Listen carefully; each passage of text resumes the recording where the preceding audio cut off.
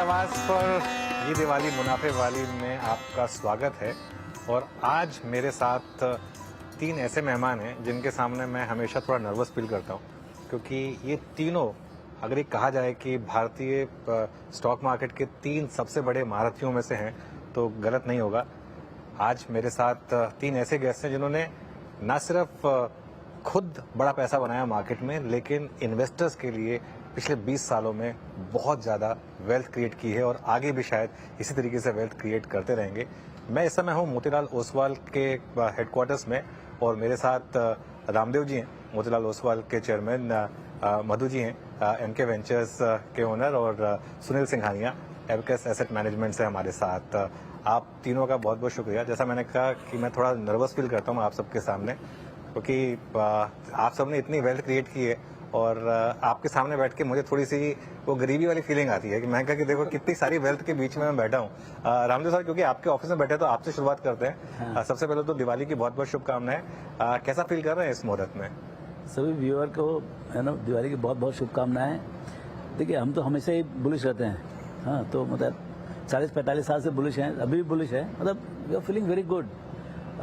मतलब हेल्थ अच्छा है एंड वेल्थ तो अच्छा ही है, इन द सेंस दैट जो इन्वेस्टर्स हैं उनके लिए बहुत अच्छा साल रहा है। और बाजार में हमेशा ही थोड़ा ये कंफ्यूजन रहता है कि आगे क्या होगा, एक कंसर्न रहता है। तो वो चीज़ अभी भी है कि भाई राइज ऑफ चाइना, उसका इंडिया के ऊपर क्या इफेक्ट आएगा, इंडिया के खुद का वैल्यूएशन क्या इफेक्ट आएगा, कॉर्पोरेट, तो कई इश्यूज हैं, corporate earnings, flow, demand, supply सब है। तो वही सब बात करते रहते हैं, वो बात है। लेकिन बाकी सी हमने पैसे बनाए हैं लॉन्गर टर्म में। हमने पैसे मतलब कोई स्पेकुलेशन करके या कोई एक मटका लग गया, ऐसा कुछ पैसा नहीं। पैसे बने हैं 40-50 साल के मेहनत से। तो वो जो 14-15% का जो कंपाउंडिंग है हर 5 साल में डबल का, वो अभी पिछले 5 साल में डबल हुआ है। और मुझे लगता नहीं कि अगले 5 साल, 10 साल, 15 साल में ये कहानी बदलेगी। और बहुत ज़्यादा भी नहीं बनने वाला, ये बात मेरे लगता है। ओके। वो मतलब 14-15 का 12 भी हो सकता है, 16-17 भी हो सकता है, बट आप जाएंगे आगे तो 15 के ही हिसाब रखना चाहिए। उससे ज़्यादा एक्सपेक्टेशन करना मेरे ख्याल से गलत है। और जो अभी जो क्राउड आ रहा है उसमें वो एक्सपेक्टेशन थोड़ा ज़्यादा है, ऐसा मुझे लगता है। So that is a problem. बिल्कुल। सुनील सर, आपको भी दिवाली की शुभकामनाएं। जो रामदेव सर ने बात कही ना 15% की, मैं अभी एक रिसेंट इवेंट में गया था, मुझे उन्होंने गेस्ट बुलाया था, क्योंकि आजकल मार्केट में इक्विटी कल्ट इतना है कि थोड़ा सा हम लोग भी थोड़ा सा हीरो बन गए हैं। तो मैं गया था वहाँ पर, तो मुझे किसी ने बोला कि सर मुझे ना 25 लाख रुपए की रिटायरमेंट सेविंग मार्केट में डालनी है, तो कहाँ डालूँ मैं? तो मैंने पूछा कि आपका एक्सपेक्टेशन कितना है? तो उन्होंने बोला कि सर ज़्यादा नहीं है, 12-13%। तो मैं बहुत खुश हुआ। मैं कहा 12-13%? मैं कहा 12-13% तो बन जाएगा। बोले सर नहीं, पर मंथ, पर ईयर नहीं। तो जो बात कही रामदेव सर ने, आप कितना सहमत है उससे? आपको लगता है कि 12 से 15% से ज़्यादा के एक्सपेक्टेशन इस मार्केट में नहीं रखने चाहिए? पहले तो आपको और आपके सभी दर्शकों को दिवाली की बहुत ही शुभकामनाएं।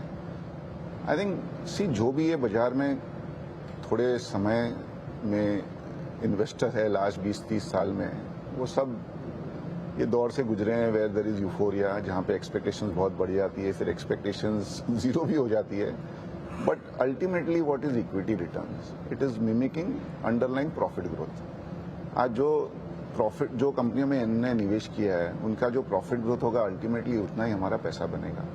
दूसरी ये भी है कि आज जो हम वैल्यूएशन पे बैठे हैं वो एग्जॉर्बिटेंट नहीं है, लेकिन सस्ते भी नहीं है।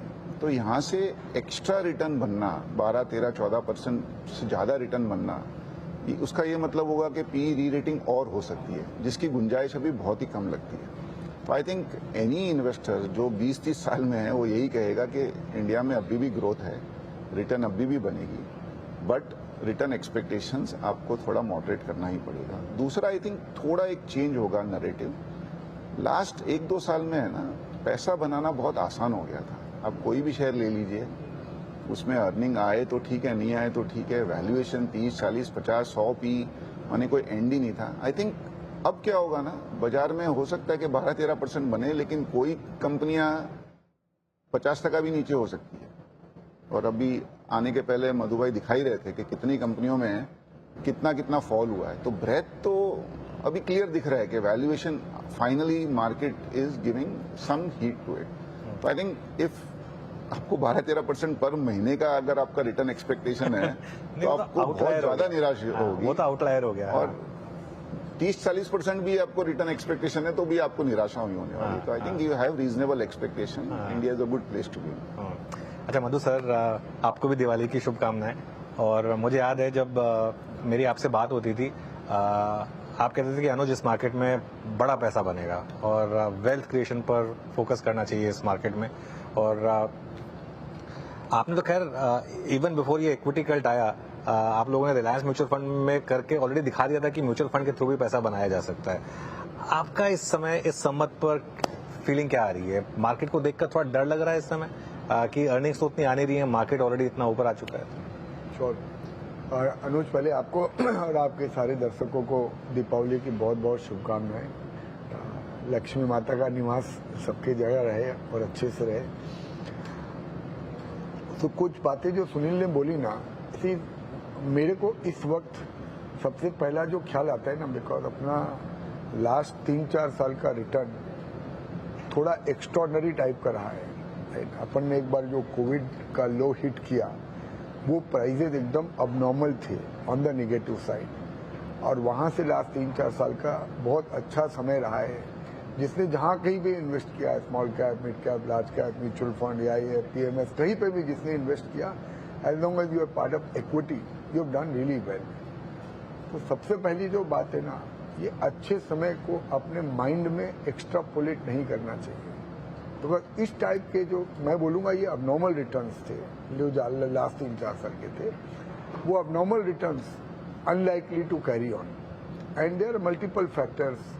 Supply is catching up, earnings में जिस टाइप का मोमेंटम चाहिए ये वैल्यूएशन को जस्टिफाई करने के लिए, बहुत सारी जगह पे वो अर्निंग का मोमेंटम है नहीं, राइट। थर्ड पॉइंट है कि इंडिया का रिलेटिव अट्रैक्टिवनेस तो लास्ट 3-4 साल में बहुत ज़्यादा था। चाइना के सिग्निफिकेंट डाउनग्रेड होने की वजह से, रशिया के जाने की वजह से, इवन ग्लोबल इन्वेस्टर्स में वो इंडिया का रिलेटिव इम्पोर्टेंस बहुत ज़्यादा था। वो अपने को दिख रहा है, FI इन्वेस्टर ने जिस हिसाब से इस महीने में भी माल बेचा है। तो I am saying if you are a long term investor, you should not become complacent in this market and you should not take things for granted. नहीं, ये तो अच्छा ही और ये अच्छा ही चलेगा विदाउट बीइंग स्पेसिफिक। अभी देखो ओला का भाव आधा हो गया है in matter of 1 month, and these are bull markets. We are still considering that we are in a bull market, right. तो ये अनुज भाई, ये सीधा नजर हटी कि दुर्घटना घटी, right. You have to be on the ball, that is the point number 1। Point number 2, see equity ultimately will give average return. हमने लास्ट 25 साल में बहुत सारा यूफोरिक पीरियड देखा, एक साल में इंडेक्स 70-80% भी बढ़ गया था, पर 25 साल का एवरेज रिटर्न 15-16% ही है, राइट।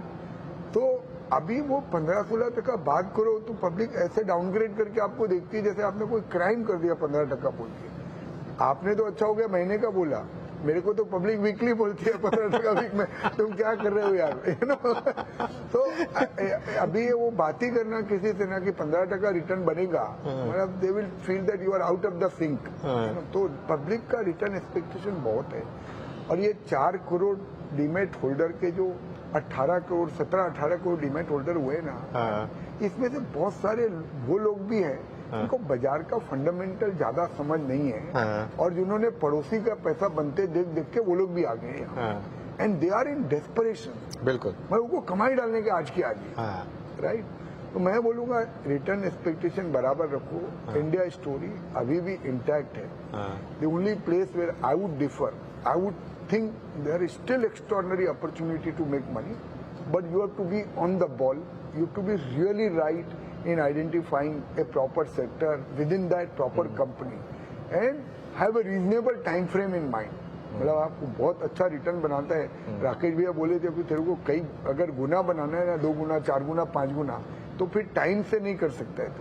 तो एक चीज छोड़ना पड़ेगा, या टाइम को छोड़ना पड़ेगा या रिटर्न को छोड़ना पड़ेगा। तो हम लोग अगर टाइम को पकड़ के नहीं रखते, एक बार इन्वेस्ट अच्छी कंपनी में कर दिया तो लॉन्गर टर्म में अच्छा पैसा बनना चाहिए। दैट इज व्हाट आवर मंशा इज। चलिए कम से कम वीकली एक्सपायरी से भी खत्म कर रही है, तो वो 15% वीकली वाला तो वो एक्सपेक्टेशन शायद थोड़ा कम होगा। अच्छा रामदेव सर, जब मैंने आपसे लास्ट इंटरव्यू किया था तो आपने कहा था कि रिटेल की क्रांति चल रही है इस समय मार्केट में, और वो क्लियरली विजिबल है। लेकिन रिटेल की क्रांति के साथ साथ एफआईआई की मैसिव सेलिंग भी हो रही है, और एक महीने का, अब तक तो महीना पूरा भी नहीं हुआ, ऑलरेडी हमने अब तक का highest single month sale number देखा है एफआईआई की तरफ से। ऑब्वियसली प्राइसेस भी हाई हैं तो उसको थोड़ा सा उस हिसाब से मॉडरेट करेंगे, लेकिन ये क्या हो रहा है? क्या सिर्फ एक चाइना फैक्टर है या कुछ और है यहाँ पर? अभी तो क्लियरली चाइना ही फैक्टर है, बिकॉज जो एमर्जिंग मार्केट फंड है, जैसे जहाँ पर आपके सब एमर्जिंग मार्केट चाइना, इंडिया सबका लोकेशन होता है, उसमें लोगों ने, जो मैनेजर्स थे, उन्होंने इंडिया ओवरवेट करके चाइना अंडरवेट कर दिया था। हाँ। तो जब ये सब स्टिमुलस और ये सब लाइन से आया, मैं इंसिडेंटली स्टिमुलस जिस दिन आया उसके एक दिन पहले मैं हांगकांग में था। हांगकांग में, हाँ। तो वहाँ पर ऐसा माहौल था कि एक दो लोग चाइनीज मैनेजर्स, उन्होंने ये बोला कि शायद मतलब जो जिस ढंग का निराशा वहाँ पर हो गई थी कि शंघाई स्टॉक एक्सचेंज ही बंद कर दें वापस, हाँ। तो उनको कोई मतलब ही नहीं बाजार से, हाँ। चाइनीज गवर्नमेंट को इस टाइप का। And next day slew of stimulus आता है, and clearly the intention of the government is very clear कि they mean business, they want to have कि दे वांट बायर्न मार्केट।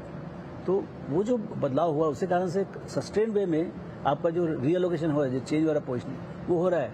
अभी वो कितने दिन में खत्म होगा, हो गया मतलब 80% काम हो गया, 70%, वो मुझे नहीं मालूम।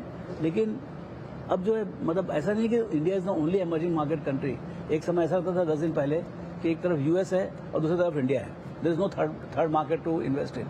अब जो है ऐसा लग रहा है कि एक तरफ यूएस है, यूएस का अपना जगह है, लेकिन चाइना और इंडिया दोनों का भी थोड़ा सा मतलब चाइना बहुत बड़ा है, China is as big as US. So यदि मान लो if people by chance they decide to go towards China, because China has to become that attractive also. अभी तो क्या खाली बात ही बात है, लेकिन economy is not responded yet. लेकिन कहीं कहीं जाके उनका जो रियल एस्टेट का प्रॉब्लम है, दूसरे प्रॉब्लम वो होगा, तो उससे चाइना के ऊपर, चाइना में इन्वेस्टमेंट्स आएंगे, लोकल्स भी लेंगे। अभी थोड़ा स्केप्टिसिज्म है। सो उसके चलते मतलब जो फॉरेन इन्वेस्टर का जो बिहेवियर जो है वो जो अभी दिख रहा है उस ढंग का रहेगा। मुझे लगता है कि immediately to expect FIIs to come in to India, बाकी दूसरी चीज देखते मैं थोड़ा स्केप्टिक रहूंगा। हालांकि 1 लाख करोड़ पर महीने का सेल्स नहीं रहेगा, लेकिन clearly they are more on the negative side to balance their books. नहीं, एक दिन में जो 15 लाख करोड़ का नंबर आया था, सुनील साहब थोड़ा डर लगा था। और आप दिक्कत क्या है कि जितना एफआईआईज बेच रहे हैं उससे ज्यादा रिटेल का पैसा आ रहा है मार्केट में। आई एम श्योर आपके फंड्स में भी उसी हिसाब से पैसा आ रहा होगा। आपको क्या थोड़ा कई बार ये लगता है कि इस मार्केट में मैं इन्वेस्ट कहाँ करूँ, ये कोई कई फीलिंग आती है आपको? नहीं, see valuations obviously as a value investor आपका हरदम ये इच्छा रहेगी कि आपको बहुत सस्ते में शेयर मिल जाए, but we have to adapt to the reality also. तो मैं आपको कहूंगा कि जैसे 2020 में, जैसे मधु ने कहा, स्टॉक इतने नीचे हो गए थे, तो तभी we were trying to find stocks जो 2 साल में डबल हो। 21-22 में we were trying to find stocks जो 3 साल में डबल हो। 23 में we were trying to find stocks जो 4 साल में डबल हो। Now we are happy even if we find stocks which can double in 5 years। तो I think we have to adapt to the reality कि तभी shares बहुत सस्ते हो गए थे, तो obviously it made sense to be very aggressive. But अब आपको रियलिटी को समझना चाहिए, आपको you have to not mess up. मैं हरदम सबको यही सलाह देता हूं कि दिस इज द टाइम जहां नहीं लेके रोने से बेटर है। नहीं लेके रोने में आपका कैपिटल तो प्रोटेक्टेड है, लेके रोने में काफी शेयरों में आपको 50% का भी नुकसान हो सकता है। और अर्निंग्स आर वेरी इंपॉर्टेंट। आपका अर्निंग और वैल्यूएशन आपके फेवर में है, आपको आगे पीछे पैसा बनेगा ही बनेगा। ये 25, 30, 40 साल का बहुत जनों का एक्सपीरियंस है। हमारा 30 साल का है, भैया का 40 साल का है, मधु का 30 साल का है, दुनिया में 300 साल का एक्सपीरियंस है। अल्टीमेटली अर्निंग जहां होगी, वैल्यूएशन आपके फेवर में होगा, आपका नुकसान नहीं होगा। तो आई थिंक हम जब भी कोई इन्वेस्टर आता है उनको क्लियर बोल देते हैं कि एक तो रिटर्न एक्सपेक्टेशन, आप पुराना परफॉर्मेंस देखिए मत, वो निकाल ही दिया हमने स्लाइड, जो पास्ट परफॉर्मेंस वाली स्लाइड ही निकाल दी है, बिकॉज अननेसेसरली रिटर्न का जो एक्सपेक्टेशन है वो हम ही बढ़ा देते हैं। देखो सेल्स वाले तो सेल्स करेंगे पुराना रिटर्न दिखा के, but that will give a wrong picture. और अगर आपको 12-15% रिटर्न है, we are in low tax as far as equity return, equity taxation is concern on long term. I think it's good return. अगर fix income में आपको 4% post tax मिलता है, यहाँ पे 12-13-14% पोस्ट टैक्स मिलता है, then it's good return. And the good thing is there are investors who are looking at 12-13% monthly, but I would say there are majority of the investors who are happy with a 14-15% annualized return. और वो आगे पीछे बन जाएगा. If you are a little lucky, आपको correction में कभी आपको एंट्री मिल गई तो हो सकता है 2-3% ज्यादा बन जाए, लेकिन 14-15% रिटर्न अभी भी without taking undue risk and with time, as Madhu said, you know, give time, I think बन जाएगा. तो इन्वेस्टर्स अगर आप कम्युनिकेट ठीक से करो तो there are more than enough investors who are still looking at investing. Madhu sir, आप हाँ, tide a little positive, Amit. Anuj, where these are all near-term things which you are talking, and it's not that the first time we are seeing ये इस type का माहौल है. दो चीजें मैं बोलूंगा. एक जो एफआई का नंबर आता है ना, इसमें जो प्राइमरी मार्केट में पैसा जाता है that is not included, right. तो ये भी हो रहा है कि बहुत सारे जो नए नए इश्यूएंस आ रहे हैं, अल्टीमेटली पॉट तो उतना ही बड़ा है, तो कुछ सेकेंडरी मार्केट में सेलिंग हो रहा है और वो पैसा सर्कुलेट होके पी का सेलिंग भी नहीं आता ना इसमें, जो पी वाले, हाँ पी का भी सेलिंग नहीं आता है, but I am saying net net फिर भी अभी पॉजिटिव होगा, let's say in this month number. दूसरा अनुज, ये क्या है, ये ऐसा एक टाइम है ना जिसमें मुझे ये लगता नहीं है हम कुछ भी बात करें आज ये रिटेल इन्वेस्टर रुकने वाले हैं, because equity as an asset class has really emerge in the minds of people. अभी तक के क्या है, इक्विटी मतलब आपको किसी ने कोई टिप दे दिया, आपने पैसा बना लिया. पहली बार जिन्होंने सिस्टमेटिकली इन्वेस्ट किया है ना, उनके घर में एक्चुअल रियल वेल्थ आया है. और ये हमारे घर में जो वेल्थ आया ना, जो सिर्फ ट्रेलर है, वो रियल पैसा एक्चुअल रिटेल इन्वेस्टर के घर में आया है. फिर 2-2 रुपए का शेयर 100 रुपए हो गए. हमारे घर में कोई वो शेयर नहीं है 2 रुपए वाले, सबने 2 रुपए में लिया नहीं. आपके भी हैं मधु भाई, ऐसा नहीं है, मतलब आपने भी 10-10 गुना बनाया पिछले 2 साल में. बहुत सारी कंपनीज में अनुज भाई मैं बोल रहा हूँ, वो रिटेल घर में, जैसे आप सुजलॉन है, नीचे का 2 रुपए का भाव था, अभी 80 रुपए भाव है. कोई, मैं तो किसी शाणे को नहीं जानता हूँ जिसने 2 रुपए में लिया और 80 रुपए तक रखा हुआ है, पर जो रिटेल जिसके घर में वो शेयर रह गया ना, वो रह गया होगा.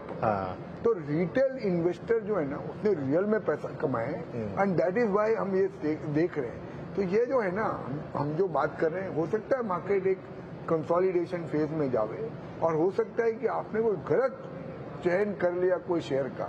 जैसे सपोज इन डिफेंस सेक्टर इतना हाइक था, देखो 40-40% निकल गया, लोग बात भी नहीं करते, राइट. कौन सा सेक्टर? Defence sector. डिफेंस. अपन लास्ट टाइम ईएमएस में भी 1-2 स्टॉक 40-50%. वही अपन लास्ट टाइम भी बात कर रहे थे. तो अगर आप कैजुअल हो जाओगे इस वक्त इन्वेस्टिंग में, तो पक्का 100% चोट लगने वाली है. पर अगर आप केयरफुल हो अभी भी, और मैं आपको बोल रहा हूँ गाँव की क्या बात करें, हम लोग भी थोड़े कंपनी सेंटर और कैजुअल है, राइट. तो ये इस वक्त अलर्ट रहने का टाइम है. आई डोंट थिंक ये बेरिश होने का टाइम है. इस बार अलर्ट रहने का टाइम है, और बी केयरफुल. अगर रिटर्न एक्सपेक्टेशन ठीक है, फिर भी अभी बाजार में अपॉर्चुनिटी का ऐसे कमी नहीं है. तो नहीं मधु सर, लेकिन आपको एक मार्केट में कोई क्रैश का डर तो नहीं लगता कि कोई बड़ा क्रैश आ सकता है मार्केट में? ऐसा लगता नहीं है अनुज, अनलेस कोई इंटरनेशनली कोई बड़ा बवाल हो जावे ना, ये नॉन फैक्टर्स को देख के नहीं लगता है. पर लेट्स से एग्जांपल, कल अगर चाइना इन्वेड कर दे ताइवान को, तो पक्का लफड़ा होगा. ओके. फिर वो ग्लोबली कहाँ पे क्या सीन जाएगा, कहाँ पे सेमीकंडक्टर, कहाँ पे सप्लाई रुकेगी, वी डोंट नो. मतलब उस टाइप का कोई इवेंट होगा ना, तो इस बार पब्लिक बहुत आ गई है अंदर, तो there will be abnormal fall as the rise has been also abnormal. But जब तक के वो कोई ब्लैक सिग्मा इवेंट को मैं हटा दूं, तो कोई क्रैश वगैरह नहीं लगता है. ऑर्डरली फॉल है जहां एक्सेस वैल्यूएशन है, और मेरे को लगता है market will consolidate in the range for some period of time. एक चीज लेकिन मार्केट में अभी जो करेक्शन चल रही है, उसको बहुत लोग शुरुआत में ब्लेम किया चाइना फैक्टर पर, फिर जियोपॉलिटिक्स पर, लेकिन अभी जो पिछले एक हफ्ते में जो पैनिक आया, वो क्लियरली ब्लेम किया जा रहा है अर्निंग्स पर. और अर्निंग्स एक तरीके से एक मिराज बन गया है. हर क्वार्टर में लगता है कि इस क्वार्टर अपग्रेड आएगा, इस क्वार्टर अपग्रेड आएगा, वो फिर अगले क्वार्टर में शिफ्ट हो जाता है, और फिर लगता है कि नहीं, बस एक क्वार्टर की पेन और बची है. तो ये कहीं ना कहीं तो मिसमैच है अर्निंग्स में और मार्केट में. अभी आप एनालिस्ट लोग से बात करो, कुछ 26, 27, 28 तक की बात करने लगे. मैं बोला भाई अभी सितंबर 2024 को बता दे मेरे को. इनफैक्ट कई एनालिस्ट को मालूम ही नहीं टीटीएम क्या नंबर है. आप तो टीटीएम को बहुत ज्यादा वो वैल्यू देते हैं. आई एम ओनली भक्त ऑफ टीटीएम, बाकी सब फार्स है पूरा का पूरा. बट अगले साल होगा तो अगले साल होगा यार, क्या बहुत कुछ बदल सकता है. अगले साल तो मैं ये नहीं बोलता, I don't want to listen about 26 और 27, बट मेरे को आज का तो बताओ क्या वैल्यूएशन है, फिर कल का हम समझ लेंगे. तो ये जो वैल्यूएशन का जो मतलब एनालिस्ट भी क्या कर रहा है, उसको बाय बोलने के लिए उसको क्या थोड़ा सा रीजनेबल पी चाहिए 25-30 का, लेकिन अभी तो 50 का है, तो उसको 25-30 कैसे करो, 2-3 साल आगे बढ़ा दो, यू नो। तो ये जो बिकॉज देयर इज अर्निंग्स का स्कैरसिटी है बाजार में, लेकिन क्या है देखिए, because of the sustain flow जो रिटेल बूम है वो बंद नहीं हो रहा है, ये तो डिकेडल व्यू है भाई, ये तो फ्लो होगा ही होगा, फ्लो पक्का होगा। और उससे कारण से क्या है, market has become resilient. See one of the fundamental change in the market scenario is that earlier used to be, जैसे 1 लाख करोड़ बेचो, सॉरी हाँ, आप 1 लाख करोड़ का बेचो एक महीने में, तो बाजार 3-4 टका गिरे, शांति रहे, ऐसा हो नहीं सकता है। They would have crack the market big time, just one single factor, but वैसा नहीं हो रहा बाजार में। So you have to appreciate the resilience of the market, जो मतलब जो विड्थ ऑफ द मार्केट है पूरा यहाँ से वहाँ तक, जो रिटेल आ रहा है कंटिन्यूअस, अभी भी सिप फ्लो है या रिटेल फ्लो, मैं तो रोज डेटा देखता हूँ, इज ऑल परफेक्ट, ऐसा कोई भी क्रैक नहीं। इनफैक्ट लोअर प्राइस में हो सकता है कि ज्यादा फ्लो आ जाए, HNIs वगैरह जो वेट कर रहे हैं बाहर में वो भी आ सकते हैं। सो इस बार सबसे बड़ा बदलाव जो है इंडियन कैपिटल मार्केट में वो है रिसिलेंस का। बाकी ऊपर नीचे तो अर्निंग्स वगैरह जो होगा सब होगा, आगे सब कुछ बदलेगा, लेकिन रियल चीज ये है कि बाजार बहुत रिसिलेंट हो गया है। वो अभी तक जो ऑब्जर्वर्स हैं they are not recognize this fact कि ये जो इंडस्ट्री जो है ये बहुत बड़ी बन चुकी है और आगे भी बहुत ज्यादा हॉरिजॉन्टल एक्सपेंशन होगा। मतलब जैसे आपका जैसे म्यूचुअल फंड है, अभी मेरे ख्याल से 35-40 लाख करोड़ का इक्विटी म्यूचुअल फंड है, ग्रोइंग एट 25-30%। मतलब आप 10 साल में सोचो कितना बड़ा हो जाएगा, 300-350 लाख करोड़ हो जाएगा। किसी कंपटीशन नहीं है। सुनील कितना मैनेज कर सकता है, मधु कितना मैनेज करता है, हम कितना मैनेज करते हैं, हमारे कॉम्पिटेंस के ऊपर है। इतना बड़ा अपॉर्चुनिटी है, लेकिन क्या है, that is only in the longer run. अपने जो है ना, when we begin blinkered about next 12 month, next month, तो थोड़ा सा तकलीफ होता है। तो जो रिसिलेंस है वो मेन चीज है बाजार का।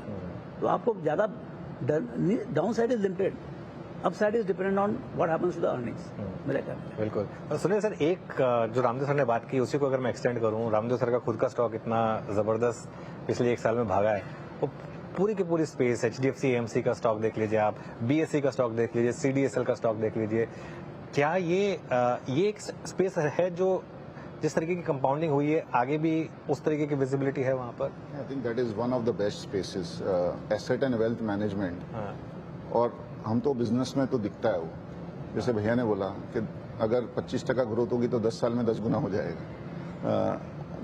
ये बिजनेस ऐसा है ना, एक तो इसमें आपको ऑब्वियसली कॉम्पिटेंस तो चाहिए, आपको रिटर्न तो देना ही पड़ेगा, लेकिन this is a space where you don't need capital. आपका जितना प्रॉफिट बनता है ना, पूरा फ्री कैश है। दूसरा, it's the best way to play the wealth effect in India.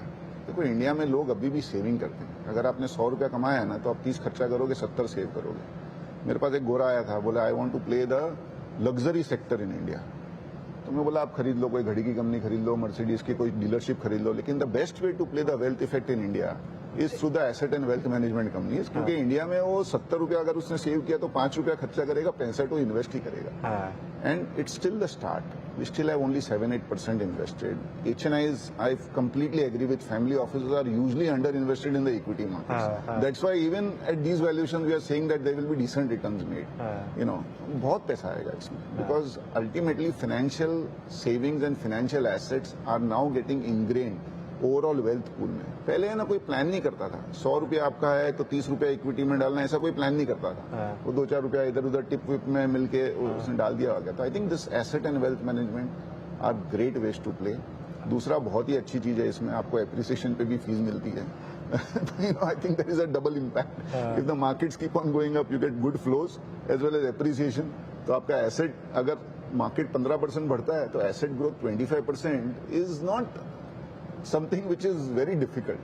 I think this is a great space. Obviously exchanges are key beneficiaries जैसे जैसे ये होगा। और दूसरा क्या हुआ ना, देखो फंड, अभी फाइनेंशियल्स को आप 2 पार्ट में डिवाइड कर दो, एक फंड बेस्ड फाइनेंशियल्स, एक non fund based financials. Fund based financials में every year you need capital, उसमें इतना रेगुलेटरी प्रेशर है, आपका NPA है, ये है, वो है। यहाँ आपको, यहाँ पे भी है, you have to perform in everything, but it is a better way to play if you can find good companies, you know. So I think one of the best place.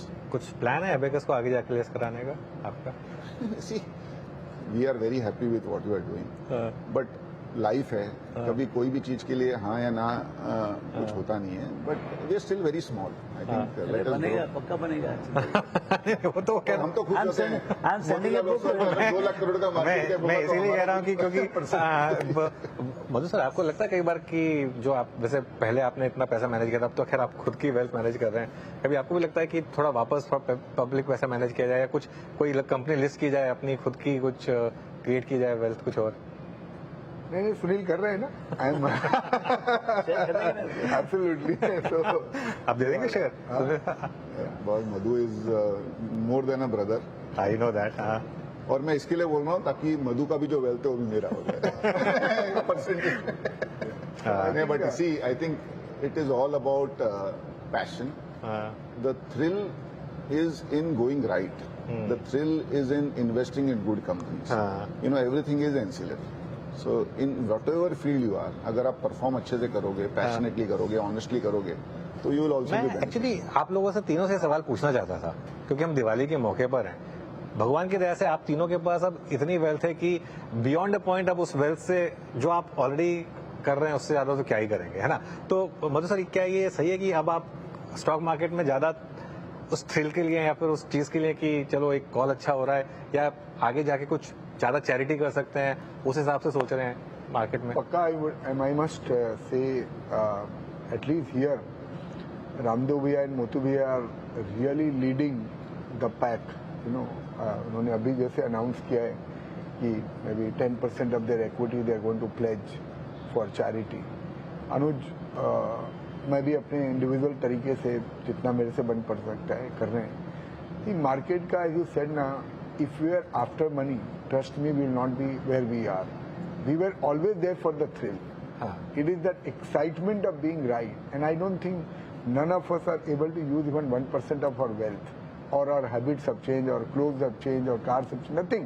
No, we are still the same people what we were 10 years, 20 years back. It is first we are so passionate about it that वो जैसे पानी के बिना मछली नहीं रह सकती ना, वैसे मैं अपने बारे में बोल सकता हूँ, मैं मार्केट के बिना नहीं रह सकता हूँ। Every day going and reading the market, going right in the market, it is an excitement in life. Tabla बजाने वाले को तबला बजाने में मजा आता है, क्रिकेट खेलने वाले को क्रिकेट खेलने में मजा आता है, हमको मार्केट में मजा आता है। It just way of right है। और दूसरा, पैसे का या आप उपयोग कर सकते हो या दुरुपयोग कर सकते हो। दुरुपयोग करने की उम्र चले गई तो अभी इसका सदुपयोग भी होने वाला है। रामदेव सर कह रहे नहीं, मेरी नहीं गई अभी, अपनी बात करो। I am just saying, I can he is actually leading the pack. नहीं, मैं तो हम लोग को, और जो हम लोग वो संगति में बड़े भी हुए ना, चाहे वो हम राधा कृष्ण दमानी को देखते हैं या राकेश झुंझुनवाला को देखते हैं, know what they have done, how much money they have made and the simplicity with they are living the life. तो भगवान की दया से वो संगति का इतना असर है ना कि आई डोंट थिंक वो दुरुपयोग वाली परिस्थिति में हम जा सकते हैं। उसका आगे पीछे जाके सदुपयोग ही होना है। रामदेव सर, आप एग्री करते हैं कि जो 20 साल पहले आप तीनों की जो इक्वेशन थी आज भी वही है और आगे भी वही रहेगी उसी हिसाब से, और वही मतलब मार्केट को लेकर जो आप जिस तरीके से पहले बात करते थे वैसे ही बात करते हैं आपस में? हमें एक ही बदलाव है कि मैं इतना ज़्यादा स्टॉक पिकिंग नहीं करता, क्योंकि अब थोड़ा मतलब एएमसी थोड़ा बड़ा हो गया है, तो सब फंड है उनके हाथ में चला गया। मेरे कॉर्पोरेट थोड़ा सा मतलब इन्वॉल्वमेंट ज़्यादा हो गया, तो just to remain out of conflict also थोड़ा सा वो कम हो गया है। But still I love to meet any company, whether I am investing और not, I love to listen their story, क्योंकि हर कंपनी की अपनी कहानी है, मतलब सेम इंडस्ट्री में भी कहानी अलग है। तो seeing that entrepreneurial wonder, you know, actually entrepreneurship is wonder, like कि भाई you create billions out of nothing, that's entrepreneurship. हमने क्या लेके आया, हमको कोई बाबूजी ने कोई करोड़ रुपये थोड़ी भेज दिया, हमारे पास तो मतलब 1 लाख रुपये भी था। You know, we started with zero, super zero, 2 chartered accountants, leap of faith, you know, जुनून था एक।